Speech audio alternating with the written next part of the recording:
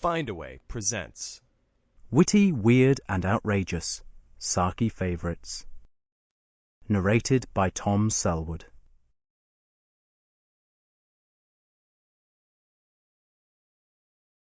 The Stampeding of Lady Bastable.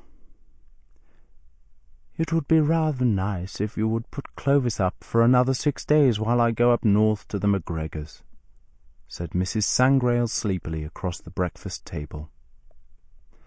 It was her invariable plan to speak in a sleepy, comfortable voice whenever she was unusually keen about anything.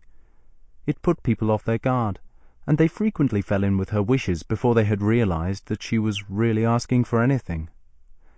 Lady Bastable, however, was not so easily taken unawares. Possibly she knew that voice and what it betokened.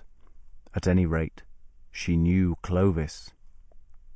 She frowned at a piece of toast, and ate it very slowly, as though she wished to convey the impression that the process hurt her more than it hurt the toast. But no extension of hospitality on Clovis's behalf rose to her lips. "It would be a great convenience to me," pursued Mrs. Sangrail, abandoning the careless tone. "I particularly don't want to take him to the McGregors, and it will only be for 6 days." "It will seem longer," said Lady Bastable dismally.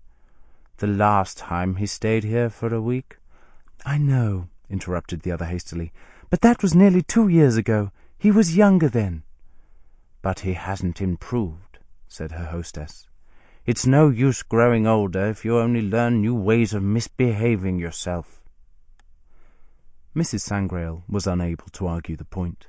Since Clovis had reached the age of 17, she had never ceased to bewail his irrepressible waywardness to all her circle of acquaintances, and a polite scepticism would have greeted the slightest hint at a prospective reformation. She discarded the fruitless effort at cajolery and resorted to undisguised bribery.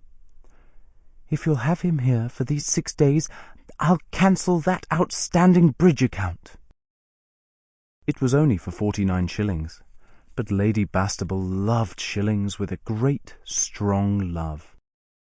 To lose money at bridge and not have to pay it was one of those rare experiences which gave the card table a glamour in her eyes which it could never otherwise have possessed. Mrs. Sangrail was almost equally devoted to her card winnings, but the prospect of conveniently warehousing her offspring for 6 days, and incidentally saving his railway fare to the north, reconciled her to the sacrifice. When Clovis made a belated appearance at the breakfast table, the bargain had been struck. Sample complete. Ready to continue?